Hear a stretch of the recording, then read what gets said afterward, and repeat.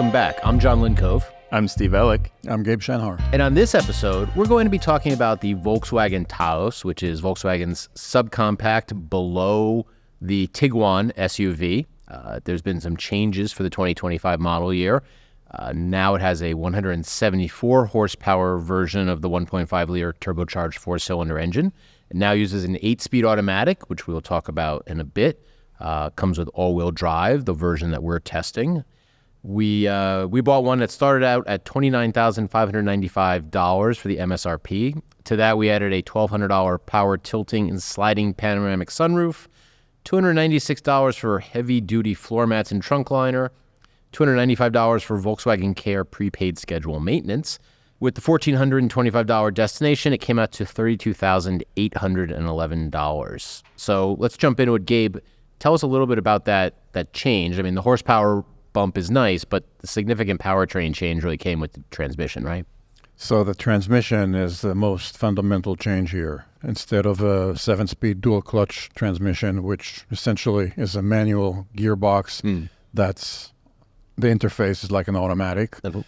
That transmission did not match the car. I mean, when we originally tested it in 2022, the drivability was pretty awful. It was really hard to drive smoothly. It was really jerky. Like starting up from a stop and stuff like that, or from stop and go, and it was just very unpredictable. Very, you either got nothing or too much, and it was just the people just didn't want to drive it. Mm-hmm. It was that bad. We saw that in our verbatims, right, Steve? I'm sorry to jump on you, but like some of the stuff we get from our survey, right? Yeah, same thing. I mean, owner satisfaction for this Taos, people mentioned the same thing about the transmission and laggy, and they thought there were even issues with the car in some cases. So, it's okay. Yeah. So go on, Gabe. So tell us what they changed it to. With the traditional 8-speed automatic now, which should have been the choice from the beginning, the car is much more predictable, much smoother, much easier to drive now, so much more pleasant. So yeah, it's a big change. And in addition, it's a freshening, so it brought a few other changes, like in the controls, you have, instead of nice 3 knobs for a climate control, right, you have touch capacitive buttons that are flush and require a little more attention to interact with. I mean, have you guys felt you kind of in our talk, our pre-show talk, we were talking about like it was a low bar to make this car a better driving vehicle, but is it significantly better? I mean, is it back to maybe what people would expect from a Volkswagen in terms of enjoyment, as well as just the fact that it's drivable at the basic sense around town? I mean, it feels more like a smaller Tiguan now rather than absolutely not. I would not buy this because it was so different to me anyway. Yeah. Gabe, what about your take on it? Yeah, 100% I agree. It feels like a mini Tiguan, and it's not that different. It's a shorter car, but it retains a lot of the Tiguan qualities.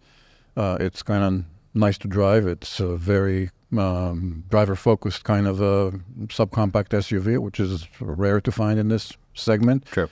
The rear seat is amazingly roomy. The outward visibility is fantastic.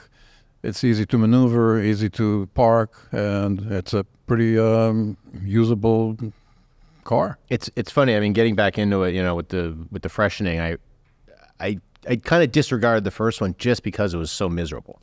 It's just one of those types of vehicles you cross off when you're trying to recommend to someone, or when you're thinking of something, and it doesn't make a number of our lists because of the drivability issues or because of reliability. So it begins to like fall out of your memory. So getting back in was fresh, almost like, oh, it's a new model. Oh, even dealers told customers with the original Taos, don't even think about buying a Taos. Yeah. And it's interesting. I mean, just a quick sidebar here on it. There were so many models that came out with dual clutch. There was sequential and dual clutch and all that. It was going to be the thing. It was give you the manual speed, the responsiveness, but the fuel economy, without a penalty, all these promises for it. And like one by one, they keep going away. I think of Ford's PowerShift as like the poster child for a bad transmission like this type. But again, every once in a while we see Hyundai's thrown it into a vehicle, pulled it back, and Volkswagens use it and pulled it back. Steve, I mean, they're so what have clunky. you seen? They're so clunky, like when you drive them and then there's that lag. It's almost a different driving experience from an automatic when you're expecting it to be a smooth automatic, but it just doesn't deliver on that. And then you have this lag, and then throw in that auto start stop with it. It turns off, it turns back on, it's lagging to shift or get moving. They just don't tend to be that good in practice. Are they maybe better without turbocharged engines? It really depends on the application for these dual clutch transmissions. It depends what kind of car it is and the intent of the car. And I don't know, maybe 10 years ago there was a notion in the industry that, whatever, if it's good for Porsche or a Ferrari, it's got to be good for everybody. Right. And that's certainly not the case. There is a certain quality to a DSG in terms of, if you put in a GTI, for instance, there is this like instant shifting at high revs, and it's really quick, and it has comes with a nice sound to it. But that's not what you really want in a car like a Taos. But a GTI owner, you know what you're getting with that DSG. You buy it for that reason. Exactly. In a Taos, you just want something, get in and drive it smoothly, and you don't really even know what transmission is in it. Completely. Yeah, no, 100%. So, one of the things with the model is that it's kind of in a weird spot being a non-hybrid.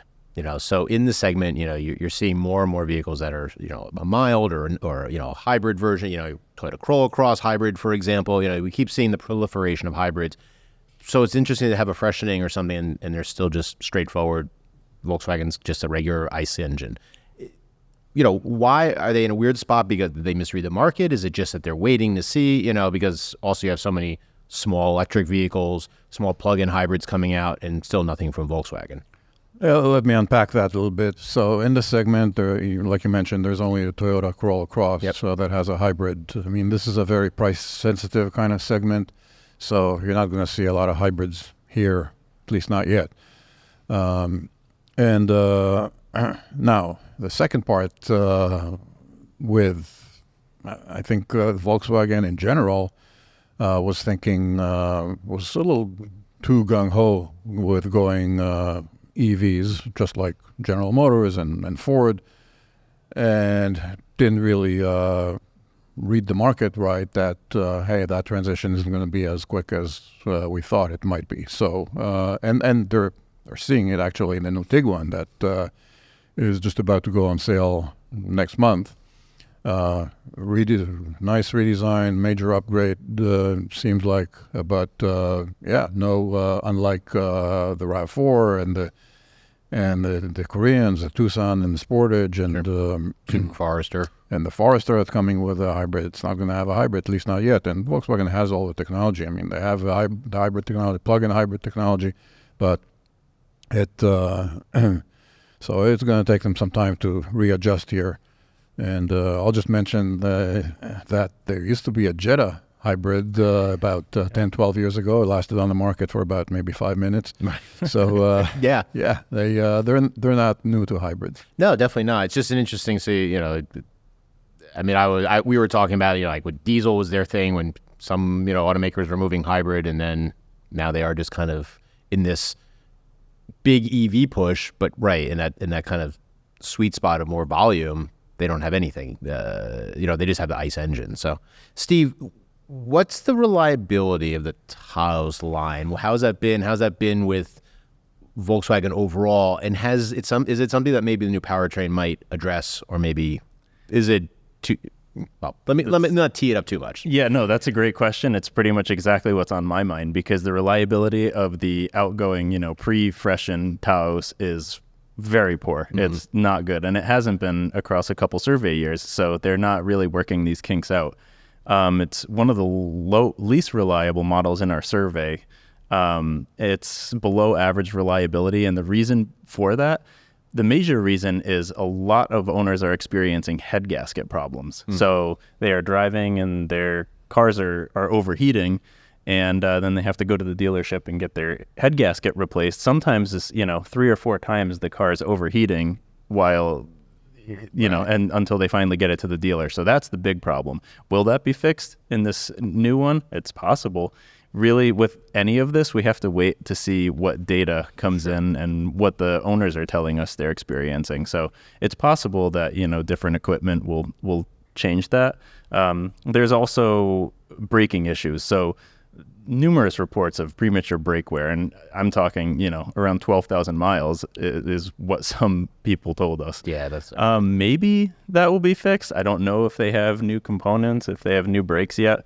But those are the two big issues. You have display screen freezing and display screen going blank. So, with an updated infotainment system, maybe some of that has been remediated. That's probably the easiest part to fix if they have fixed something. Sure. So we may see less of that. But that's kind of stuff we've seen, though. I mean, looking through both reliability and satisfaction data and verbatims, I've seen that in the Atlas, and I've seen that in I think the ID4 as well, the infotainment system. Yes. So it's kind of more of a Volkswagen issue overall versus a Taos. It is. Yeah. It is. So, I mean, potentially satisfaction will go up in the sense of the powertrain being better. But reliability and satisfaction, two different things. The satisfaction on the drivetrain can be great. Okay, it doesn't hesitate, it doesn't buck, it doesn't feel lethargic. It can still be problematic, though, in reliability. For owner satisfaction, some of those factors may improve. Mm-hmm. Absolutely. As we know, for owner satisfaction, though, these subcompact SUVs and subcompacts in general don't tend to score very high. So yeah. I'm not holding my breath, but maybe it will improve a little bit. Okay. All right. So, Gabe, let's assume reliability, let's just say it holds up. It's average. Let's just put it that, there's nothing standout, nothing awful. How does the Taos fit into the segment? Is it a viable option? Does it push the Corolla Cross? Does it push the HR-V, or is it in what it offers just as a general model? Yeah, I think it has its merits. And with the Crosstrek, it's a different kind of vibe of a vehicle. It gives you this like camping and hiking and outdoorsy kind of flavor. And the Corolla Cross comes as a hybrid, as you said. That's a big advantage. But the Taos doesn't have the CVT, which tends to make cars really rev unpleasantly and discordant with the acceleration. Yeah, like the rubber banding where it revs up high and exactly. holds noise. Yeah, and it's rare to have a turbocharged engine in this segment, and that gives it more of a. It rides on a fat wave of torque, so you don't have to really rev that engine very much, so that is more pleasant. So in the segment, I think it has its place. It's certainly roomy, great visibility. It's kind of nice to drive in terms of handling and ride, and it's actually relatively quiet for the segment. Yeah. So, yeah. In terms of you were talking about the reliability, of course, that's a big question. Then it would be a viable option. But, if you really want to not wait for the reliability of the Taos, and I could see also getting a Mazda CX-30, which is smaller inside, but it's also nice to drive and looks kind of cool. Yeah, that sporty side of the segment. In terms of interior space, I was doing a story on consumerreports.org about cargo space, and it's got 31.5 cubic feet the way we measure it. Now, we measure it with a pipe frame box, see what could fit through the hatch opening, and then that's a usable space. It doesn't matter if you could fill it with ping pong balls if you can't get it, if it's got a tiny opening. So 31.5 cubic feet is on par with a lot of compact SUVs. So, for a subcompact, it is, like you said, very roomy. And the cargo, the layout of it is very useful. It's very square. Mm-hmm. So you can, and actually looking through the logbook, Gabe, you had one of the best comments, I think, that summarizes it the best, is you said it's modest space, but square and very useful, which is it's a good trunk. Yeah. Yeah, it's good for bringing things home from a big box store, a TV of some sort versus, you're bringing home something narrow or whatever. Steve, Gabe, again, he touched on it at the beginning, but interior kind of a hit and miss on controls, some good, some bad. Yeah, so the screen is, I mean, I think it's an improvement because especially for Volkswagen in general, they used to have these touch capacitive buttons on the steering wheel. And, kudos to Volkswagen for listening to their customers because everybody was saying, don't do the touch capacitive controls on the steering wheel. And they listened and they're back to real buttons. So that is just, much better. The controls on the screen is pretty responsive. It's logically laid out. I think they've improved there as well. So controls have improved since the last version, in my opinion. Okay.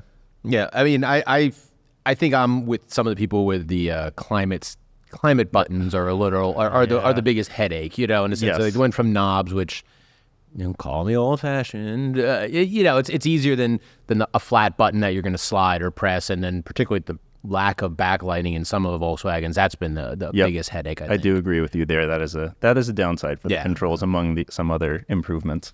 So, I mean, what would you guys choose if you're in the, say, like high 20s to low $30,000 subcompact SUV range? What would be, Gabe, what would be the model that you would offer to someone as a really good suggestion? A couple, one kid, so they fit in that. They're not squeezing into it with like 3 kids or something like that. But a usable little subcompact SUV.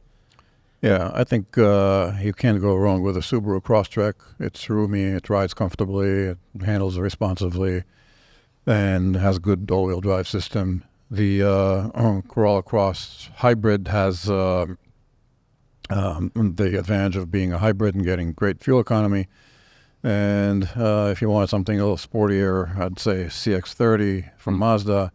And I would also, even though it doesn't have all-wheel drive, the Kia Niro could really work well in this segment. That's a good point. It's a hybrid, gets excellent 45 mpg, great gas mileage, and pretty useful. I mean, it's functionality-wise, it's like a small SUV, even though it doesn't have, not everybody needs all-wheel drive.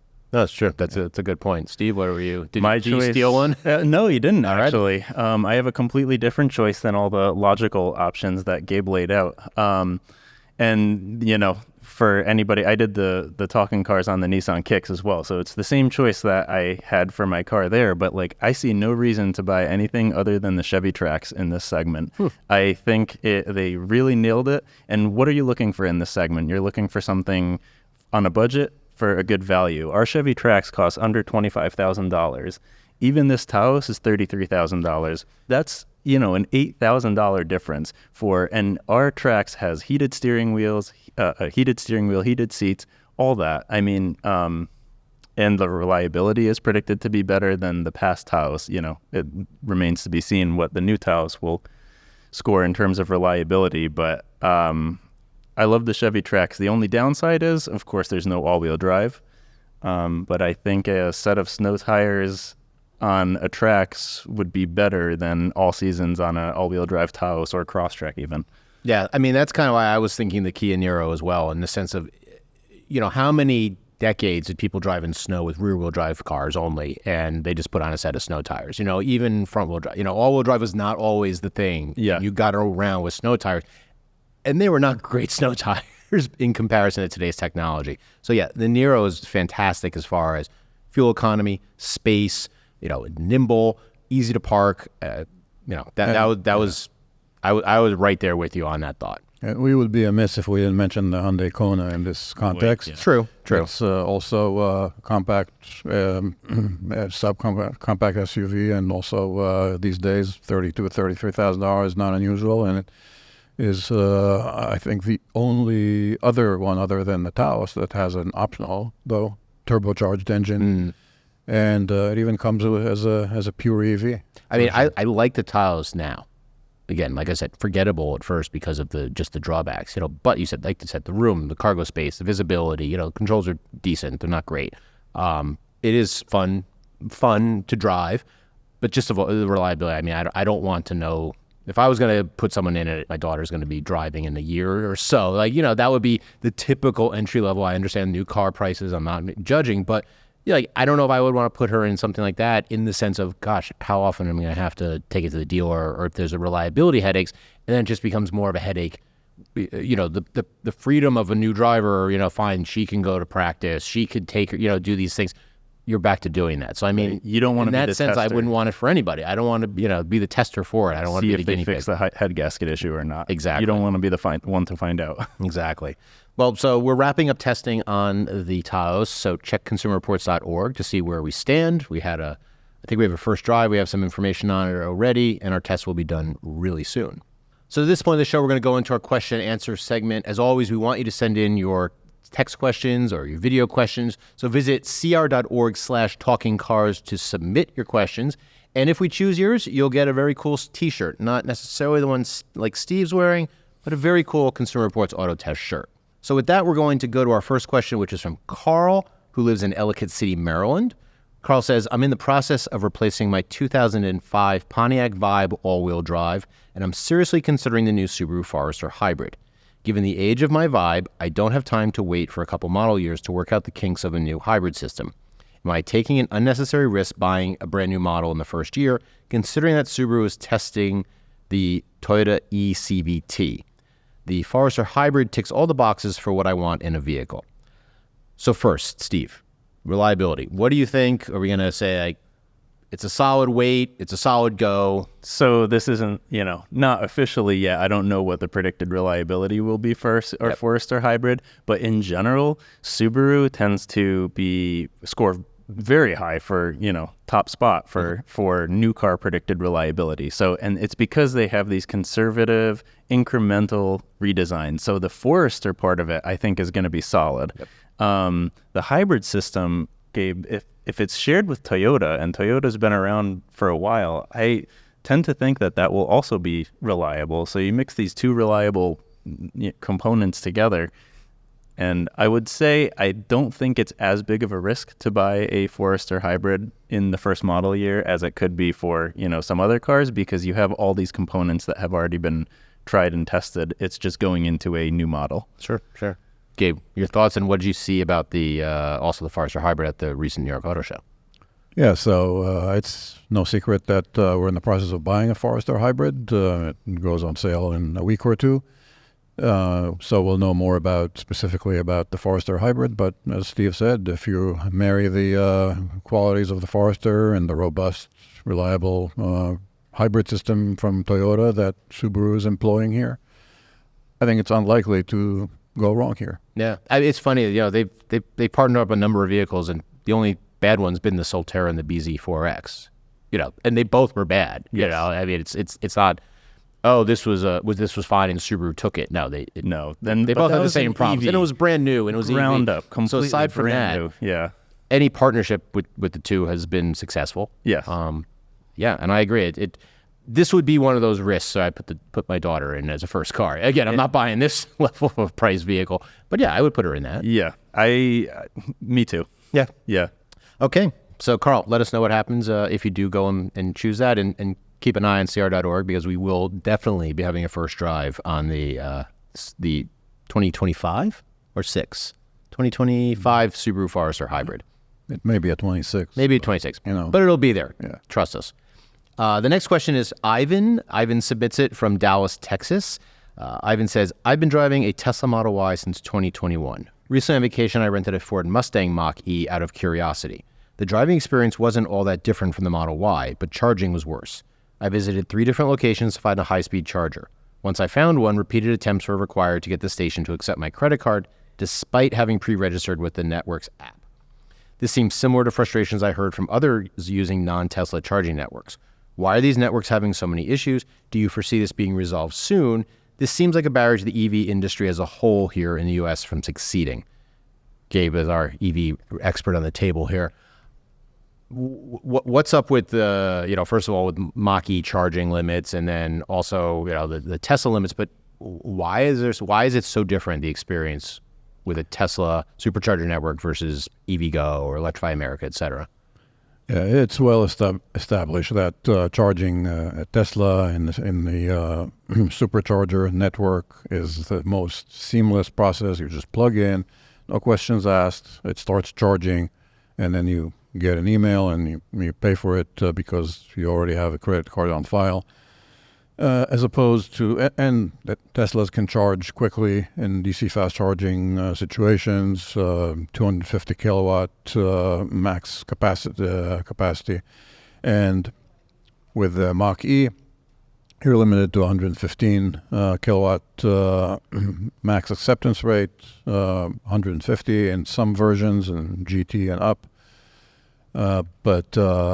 Also when you rely on Electrify America and other networks, you need to have the app. You need to first plug in, then identify the charger. So there's a lot more fussing in the process than compared to just plugging in a Tesla. So that's something that is just par for the course and comes with the territory for every EV that's not a Tesla. And even though a lot of EVs now come with the NACS, North American charging system, they come with an adapter. Right. So, and you're not getting the speed that you get with a Tesla. So you it's can go to another a fussing, supercharger. with even if you go to a supercharger, you have to remember the adapter, and you have to install it, and then you're not getting and you're not benefiting for the speed that the Tesla supercharger can dish out.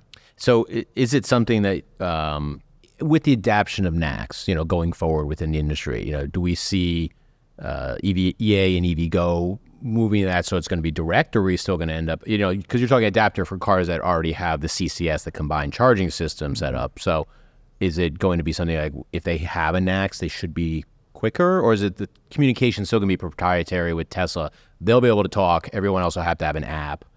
The speed of charging is totally dependent. And the other part is the convenience, and that Electrify America is making some improvements on that front, and others, I assume, will follow suit just to remain competitive. Is there a time frame you think that we're going to see any changes? Anybody's guess. Yeah. Yeah. Is it just especially with the kind of turmoil right now we're seeing with charging and electric vehicles and the political sphere? We'll just leave it that way. Right. Okay. Well, Ivan, you didn't see anything strange, and I know that a number of us have had those experiences as well, myself included. So, yeah, it is a frustration. Tesla makes they're like a powertrain company in a sense. They make the charging, the electric motors, all that's great. Their build quality and other stuff and controls may be left a little more to be desired. But yeah, it's a fantastic proprietary network. It's a very integrated ecosystem, kind of like Apple. Yeah, it's a conundrum for some people, I guess. Do they buy the Tesla and have that, or they wait for a car with NACS and hopefully it's a little bit better? So our last question comes from Dan from Los Angeles, California. Dan says, I've been interested in getting a Hyundai Ioniq 5, but on social media, I see lots of owners complaining about ICCU issues. How widespread is this, and should I avoid the car? So Steve, tell us what the ICCU issue is, and should he avoid the car? Yeah. So the ICCU stands for Integrated Charging Control Unit, and that is basically what regulates and accepts the charge on board the Ioniq 5. Okay. And this is a very real issue. We do see it in our data. There are numerous CR members who reported ICCU issues or the symptoms of it before they knew that that's what it was called. Mm-hmm. And the Ioniq 5 is not CR recommended because of the low reliability. So if it were me, I would not buy an Ioniq 5 because of it. There are too many other good options out there, reliable ones like the Mustang Mach-E that we just talked about, for example. But how widespread is it? There are two ways to answer that question. And as the reliability guy, it's always an interesting question to get because it's around, 4.4% of 2022 Hyundai Ioniq 5 owners experienced this problem, or at least reported it to us in the last 12 months. Now, is that a high number? No, in an absolute sense, 4% sounds really low, but that's somewhere like 6 times as high as what other 2022 electric vehicles have as an average for EV charging problems. So it's way higher than the average. How does this affect the sister vehicles like the Kia EV6 and Genesis GV6? Yeah, that's a great question. So the Ioniq 5 we've seen this issue across a couple survey years. The EV6, we're starting to see it in this survey year as well. GV60, not yet. I don't know. I expect that maybe we will see it in the future. I'm definitely on the lookout for it next time we have reliability data come in. But nothing yet, but it definitely is something that, I would keep in mind just to see. But so far, so good. Okay. So I don't know if it's widespread, but it's enough for me to say there are other options out there that don't have this problem. So why chance it? I mean, on one hand, it's likely covered by a longer powertrain warranty. But at the same time, just going back to the discussion like with the Taos, like, do you want to be in there constantly? Right. Do you want to be stranded? You want to, especially with, if you were having a problem with fuel delivery or it wouldn't accept gas, you wouldn't want that vehicle if you couldn't fuel it up. The same type of thing. If it's a charging issue, you can be stranded, and we know chargers are fewer and far between than gas stations. Yeah, so, and it just causes issues on board as well. So it's not necessarily just a charging issue, but there are other problems on board where in some cases it can be put into limp mode, or just because it's not recognizing the charge correctly. It's a complicated problem. I'm sure it goes a lot more in detail, but in our survey, people just report ICCU issue or charging problems, that kind of thing. All right, so definitely don't buy a used one and possibly put off a brand new one as well. Yeah, if it were me. Okay, all right. Well, that's going to do it for this episode. As always, send your questions to us by visiting cr.org/talkingcars and get that t-shirt. We'll get that out in the mail to you. As always, thanks for watching, and we'll see you next time.